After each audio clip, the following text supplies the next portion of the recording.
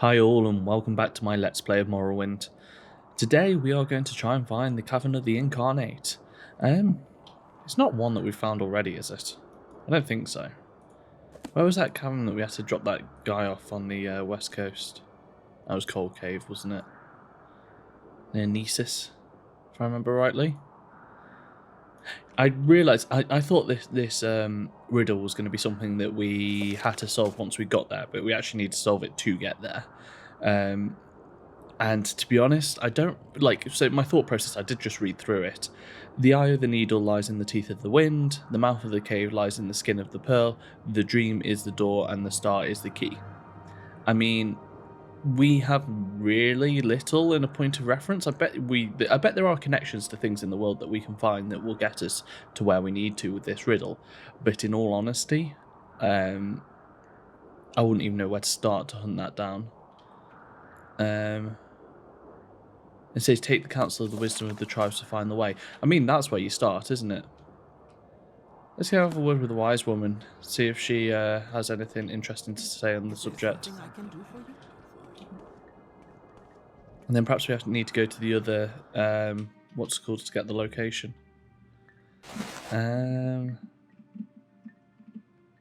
Wise woman, do you have some information? The star is the key. The star is Azura. Azura's star appears in the sky only in the magical hour between day and night, at the dawn and twilight. I guess that's much. So we need the star as the key. The needle thing. No, we've got nothing there. So I'm guessing we need to go to the other ash tribes. But I don't have a clue how to find them. Well, we can always use Google. Let me just ask around for 1 second, because if someone just turns and goes, "Oh, here are all the ash tribes," yes, that would be brilliant. What do you want? And it would skip a certain step.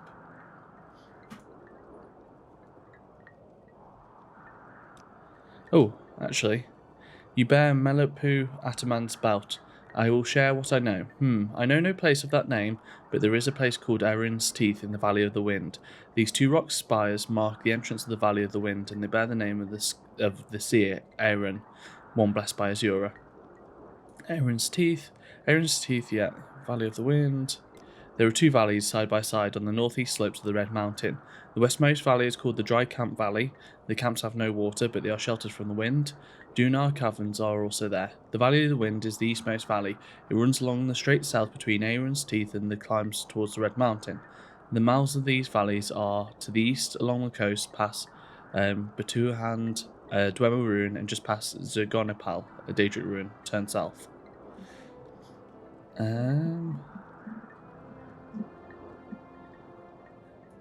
We've done Erin's Teeth, haven't we? Yeah.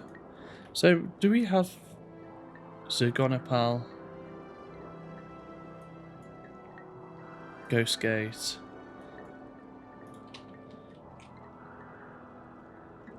So we are managing to find more details just even in this camp. I thought it might have us go around all the camps. I have the needle. This token of our tribe, Malipu Ataman's belt, is proof of Sulmatul's blessing. Let me think. Perhaps you mean the needle. It is a tall rock column in the Valley of the Wind. I have slept beneath it once or twice. The Valley of the Wind is a valley on the northeast slopes of the Red Mountain. The entrance to the valley is marked by Erin's Teeth to... So what's it called?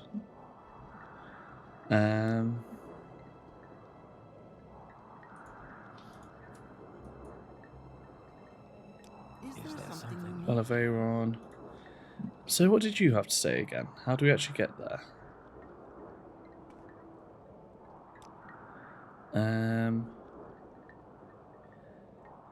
East of the Dwemer Burton Hand, east of Daedric Zergonopal. And then, yeah, so it's east of that marker on our map. I mean, is this enough information just to go with? These yurts seem to belong to important people, so I'll see if they have anything else to say on the subject. I'm getting the impression this is probably all the information we're going to get on this one. What have you got to say? Nope.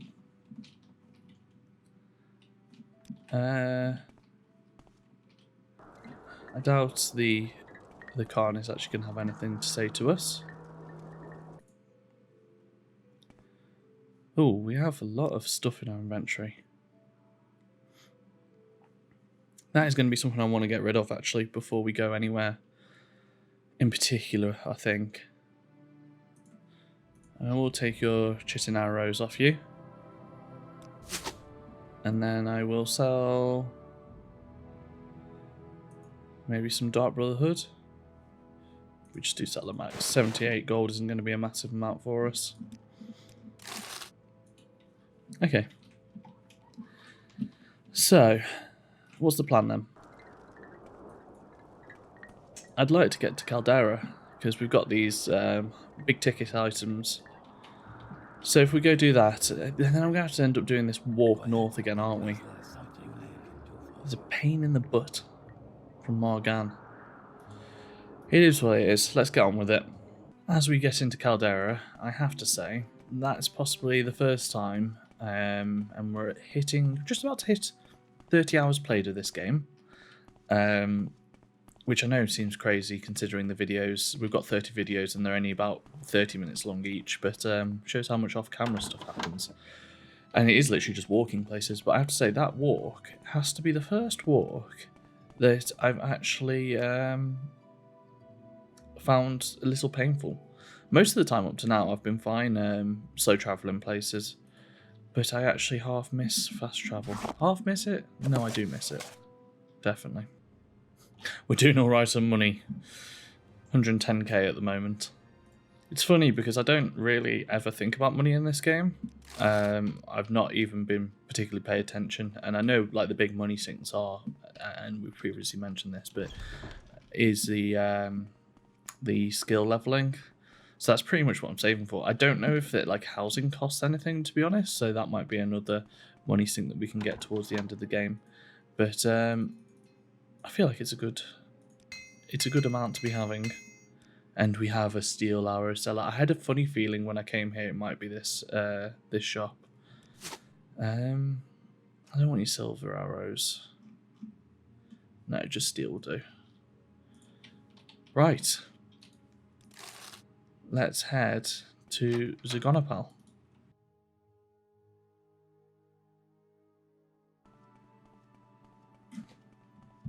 We're on the road to Eldrune here, and I have to say, this sort of landscape, the sort of kind of half hilly with some trees sticking out of it, not full ashlander, but not full swamp either, is probably my favourite sort of biome in this game.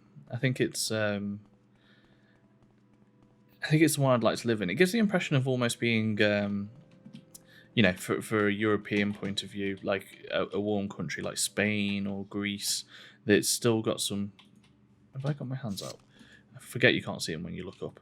Where it's got some warm sections, but there's still a bit of greenery there, or like some like more of the hilly areas that you get in sort of the Pyrenees or the Alps, but not quite up into the mountainous areas. It's nice. And then you start moving into areas like the Ashlander areas here, which is very Marsian, you know, piled up rocks, and it almost feels like it would be like red, but it's not. It's more ashy. But you definitely get the dry planet sort of vibe from it. This is Eldrune, isn't it? And then we just want to walk from here. God, more walking. I bet there's probably like a way around here we can go, but let's do the route they told us. How do I like to take this road again? It's kind of like this, isn't it? When the dust storms die down, though, it is more pleasant around here, definitely. I know we've talked about it before, but I do think the way that Morrowind uses oppressive weather is very, very good for not only games in general, but a game of this era. You know, it's not something you saw every day, and especially in like a world, an open world sort of environment. You know, it's not a set piece. It's not this is a dusty area. It is like something that feels like it naturally occurs here. It feels like if you are going to walk through the area of Morrowind, you need to watch out for dust storms. Now this is something you never see up here. I don't think we've had rain up in this sort of region near the Red Mountain. I mean, it must exist, but it's definitely a lot rarer. I wonder how they've worked that. I wonder if it's like a percentage chance of each sort of weather happening in different biomes, because you definitely get more rain on the coast. Like you can see the small steps of how you get from like here to even GTA or something with a thunderstorm in Liberty City. It's not exactly the same, but there's definitely connections amongst a lot of them. Damn it! I've just realised as we walk up to Margan, we needed to take the Strider from Alderun to Margan, and then Margan to the Ursulaku camp. God, that's on me. That one. That's on me. Hello. What are you doing standing here, Dreamer? You have betrayed Lord Dagoth. Taste his vengeance. Oh, okay. Here we go. Okay. No, not going to attack me. Just going to stand there looking at me. Necromancy. He doesn't seem too interested in actually, doing his job. We'll leave him to it then, I guess. Oh, these seem strong. Oh no. Perhaps this isn't the magic spell for these guys. We're right outside town as well. I wonder what they're doing here. Up to no good. We definitely get this stagger on the bow more often now we're a higher level. I think also repairing the bows made a massive difference. Now give me back my arrows. For 1 second I thought they might have good stuff. I don't know why I kidded myself into that. Let's go have a nose at that camp, see if there's anything interesting. I can't see why they would get super aggressive against me, considering, Margan's there. That's the hut with the scamp in it. It's not like we're in the wilds or anything. Mind you, I am just robbing them blind now. I mean, they're dead, so is it robbing them blind? It's more plundering, isn't it? I'm at Kogarun, the Dagar Ur's house. And I didn't notice when we were here last time, because I think we came during a dust storm. But there's sort of like this ruined village area outside, and you can always put together, this larger area that was almost a village serving this one grand house, sort of similar to stately homes in the UK, things like that, where they'd have exterior farms and other like plants and things like that. And I also didn't realise how much of this is all covered in actual, ash. He's destroyed his own house, essentially, if the ash is coming from the Red Mountain caused by him. Which with him living under the Red Mountain, you would suggest so, wouldn't you? But there we go. It's nice to actually see this in a different time. As we walk to this Zergonopal. And do you know what the worst thing is? I've been recording for 38 minutes now, and I have around 13.5 minutes of usable content. The joys of there not being fast travel. I think it will make a huge difference when we get to later games, definitely. Especially with how much moving around we're having to do now. And we're definitely in, like... I don't know. Like, I don't know if this is true, but it feels like the western half of Morrowind is a lot more populated. So, you can take the Silt Striders around, or you can take the Mage's Guild, whereas you go east and there doesn't seem to be anything apart from Sagerith Mora. Finally, after all that walking, we're at the Daedric ruins of, and I'm going to say this again, Zergonopal. I'm not going to dive in.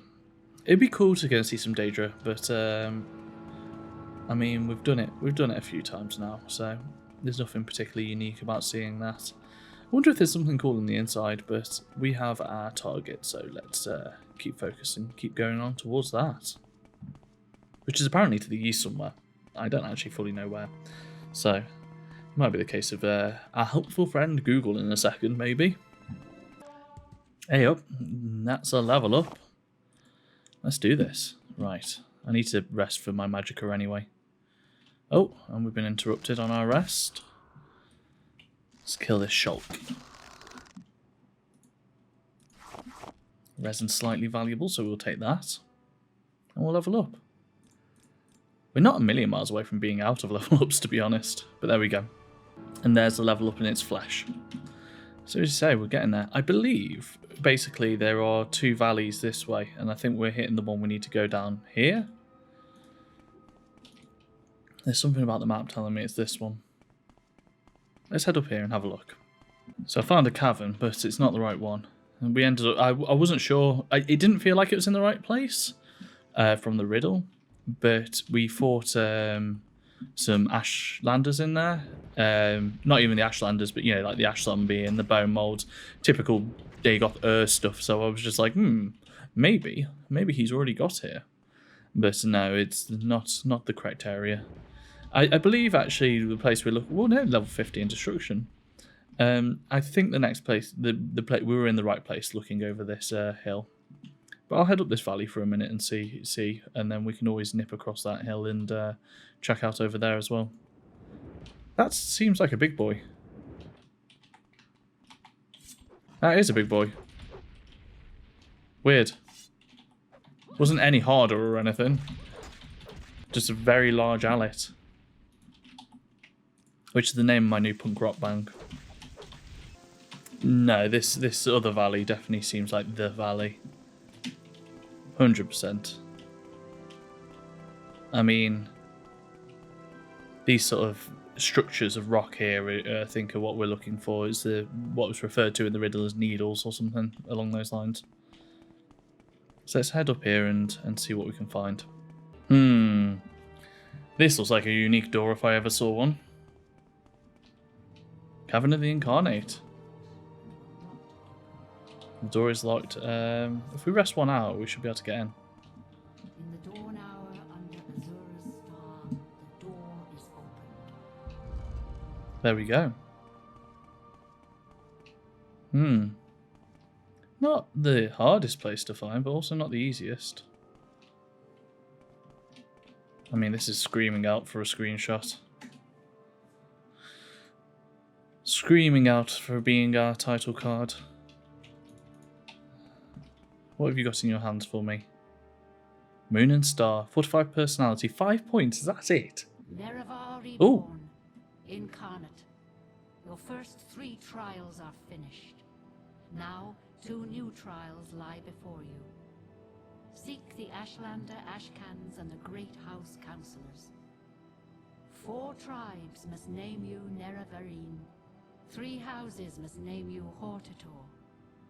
My servant, Nabane Mesa, shall be your guide. And when you are Hortator and Nerevarine, when you have stood before the false gods and freed the heart from its prison, heal my people and restore Morrowind. Do this for me, and with my blessing. Almost feels like we should have had that update at the beginning of the game. Oh. Welcome, Incarnate. I am horse-led. I was not the one, but I wait and hope and ask I shall tell you my story. I died 400 years ago, in the last days of turmoil and unrest after the Empire came to Morrowind. I was a thinker and not a doer, and though I was marked by the stars, I was not a hero. Take these things of mine, my bones won't complain. I was called to the prophecies, but I am not the one. You are the Nerevarine. You are the Incarnate. You're the one. You must not fail. Oh, so they've all come here, tried to take the ring, and then been struck down. Welcome, Incarnate. I'm Kanoon Chodalar. I was not the one, but I wait and hope. Ask and I shall tell you my story. I was an Asher Khan. I led my people against the Akaviri, while the Cyrodiil dogs fled before them like Kaguti. I quested deep into the strongholds in Red Mountain, cleansing the unclean things in my own blood. I did not heed the counsel of the women, and to my shame I craved glory, but never saw my real enemies. My axe and boots are yours, with my blessing. They're going to have too much stuff for me. I lived in the late years of the Tribunate, and behind the scenes I helped us demoralize and repel the Akaviri invaders. I knew nothing of the Nerevarine or Dagoth until I took refuge with the Ashlanders. I died a fool, trying to loot some ruined Koga rune. Here, take these. Maybe there's something in the world left worth stealing. I'll take the Master Pitlock and Probe. My story. I was a holy crusader of the temple, and in the golden era of the tribunate, I contributed substantially to the writings that were later suppressed by the temple, and now would be called the Apophographer. I know what that's going for as well. That's like based on a real word, which I can't think. It's apocryphal, isn't it? Yeah. I followed the tribunal in question to my regret. I never believed in the Nervarine prophecies until it was too late. Take my humble possessions with my blessings. Some books. Welcome, Incarnate, Moon and Star Reborn, Hortator, Nervarine, Mourner of the Tribe Unmourned, Redeemer of the False Gods. I am Peak Star. I was not the one, but I wait and hope. Ask and I shall answer, if wisdom guides me. I will answer where I can, and with what I know, but the visions of Azura are often obscure for two reasons. One, because the future cannot be known, and choices may always be made. Two, because truth is not clear or simple. Azura's riddles warn us to think long and hard. They force us to search carefully for truth and meaning, and not to rely only on impulse and force. I am a failed incarnate, so are all these that remain here with me in the Cavern of the Incarnate. I survived the blight, but I fell in battle with an ash vampire. I could not master the arts of war, nor could I learn the ways of the great houses. They would not have accepted me as Hortator. Take these few poor things, they are of no use to me. Moon and Star, proof of who I am, false gods. The Tribunal and Dagoth have the unnatural abilities and lifespan of gods, but they gain these things by actions and mock the gods and misuse divine power. They were ambitious and unwise, and the consequences of these ungodly acts threaten all the lives that live in Morrowind. There's a darkness on the land. Tribe Unmourned. Pity Dagoth and the Sixth House. All they are, is foul and evil, but they began in brightness and honour, and the cause of their fall was their loyal service to you, Lord Nerevar. You told Lord Dagoth to guard the profane tools beneath the Red Mountain, and this he was tempted. He did your bidding when he tried to keep these tools from the Tribunal, and so he hates you, who betrayed him, and the Tribunal, who mocked his honour, attacked him, and stole his profane tools for their own use. Kagranak, High Priest of the Dwemer, forged, we know about the profane tools. The gods in this game are far more political than I anticipated. And what I mean by that is almost, not necessarily the gods, but the Tribunal, the Nerevar, and Dagoth. Like, what actually underpins them is a lot more Greek in mythology than probably Christianity. And I'm only touching on sources that I know about, so I'm not like super knowledgeable on this stuff. But like the way that they're political entities and actually fighting against each other for their own selfish gain is really interesting. I mean, you can actually see them as being mortals instead of being, some obscure thing to that you don't quite know. Path of the Incarnate, is it?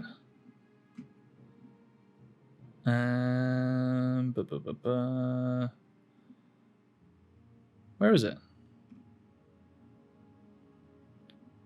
Temple, Pilgrimage of the Seven Graces. Okay, that's just the shrines. Am I missing something here? It said to speak to Nibani Mesa. Is that what I've got to do? Do I not need the actual thing? Yeah, we've seen all these. Let's go see Nibani Mesa and see what they have to say for themselves. It should be a relatively quick walk back now we know where we're going. I say that and I look at the map and it looks further. Yeah, because it's here. No, it's really far away. I wonder if it's worth aiming for Margan. It's only a touch shorter though. Mind you, I've got infinite charges on this, so may as well. Just hope I'm using the right one. Oh, where the hell are we? Bookmouth, which is Aldrune, but we can get from here to Margan relatively easy. So, my plan? It worked? Maybe? How do we get to Aldrune? I just pressed tab and saw the third person view, and I do think he looks quite goofy with those boots on. It's a style, isn't it? I wonder if people are actually like scared to see him. I know there's no mechanical significance to. Oh, we've been here before, haven't we? I believe so. There's no mechanical significance to him wearing Dark Brotherhood armor, but you can definitely imagine a world where people see that and think, oh, that might be an assassin. So as we walk into the camp, I just wanted to celebrate this moment because this has now been close to an hour and a half of record time for what is going to edit down to currently roughly 25 minutes of video, roughly.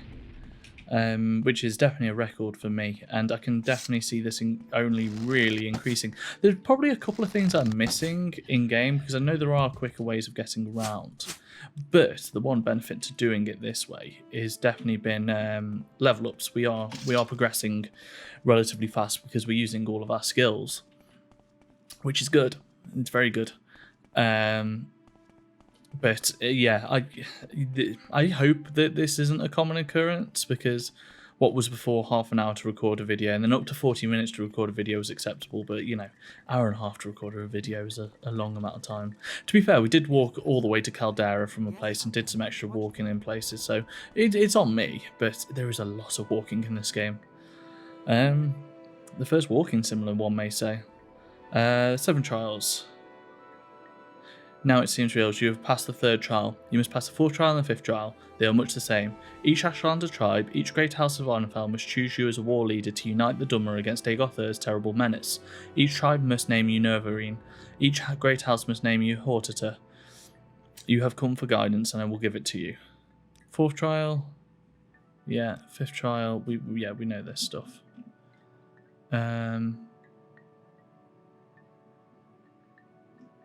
Is there a further guidance button? That's kind of what I want.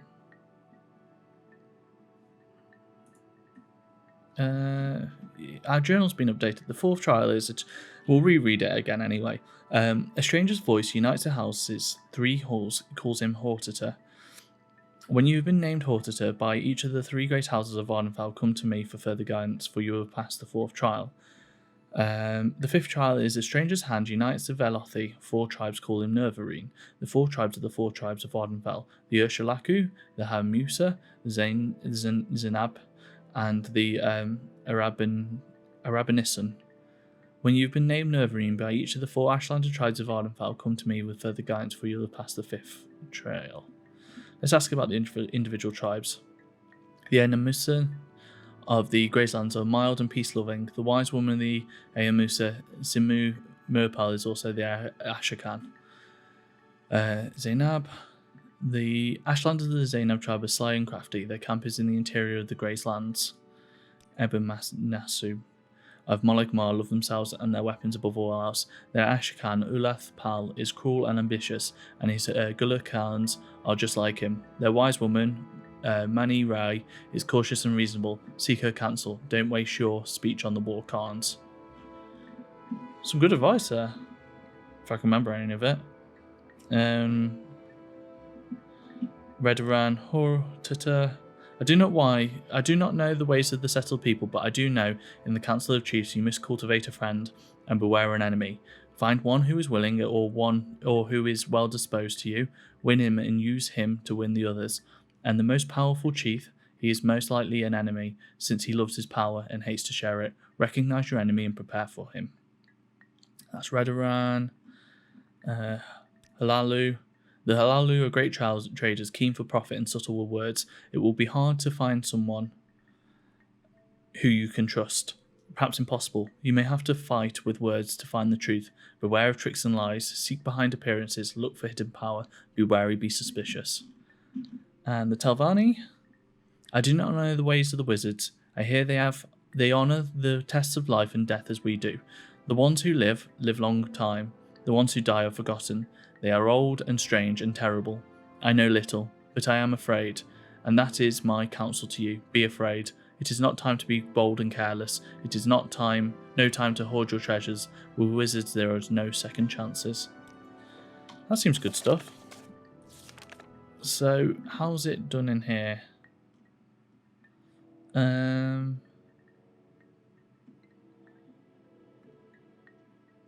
We don't actually seem to have a mission in our journal for this. Is there something I'm missing? We've said that. We've asked about the individual things for the Hortata. We've asked about the Nervarine prophecies. Go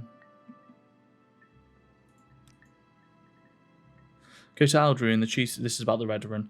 Chief town of the Red Run. The councillors meet under the shell of the giant Emperor Crab. The Red Run are proud and haughty, known as great warriors and great worshippers of the tribunal. Since they love the temple and Vivek, they cannot love you. The temple warriors hate the Nervarian prophecies and will kill you if they see you. Be careful. That was Red Run. Telvarni. I am told the wizards who speak for the Telvarni councillors may be found in a strange building in Sadrith Mora. The councillors themselves are ageless sorcerers living in the towers scattered over Vardenfell. I know nothing about them except that they're old, terrible, and evil. I mean, we're making friends out of some pretty easy to judge people here. Go to Balmora, the chief town of the Halalu. I believe the councillors meet there in the great house with many rooms. The Halalu are soft and cowardly, sly and greedy. Their traders are liars and cheats. Look behind the words they speak, for truth they are hiding.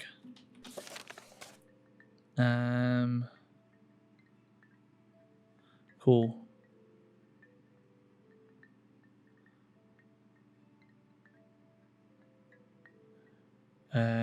Horses are by each 3 of the great houses. So let's go to Balmora. But that's going to be time today, actually, looking down. But Balmora is going to be our next guide. You know, returning home again, once more. Yeah, so if you could drop me a like on the video, if it's something you've enjoyed, it really, really helps out. Drop a subscription, because that really helps as well. To be honest, I know nothing about the algorithm. I'm talking purely from a motivational point of view. But what else can you do? You can do the other thing, can't you? Oh, comment if you've got any questions or if you want to know anything. I will see all the comments. That has been great. That has been good. It's been awesome. Fantastic. Thank you for watching. My name's been Billy, and goodbye.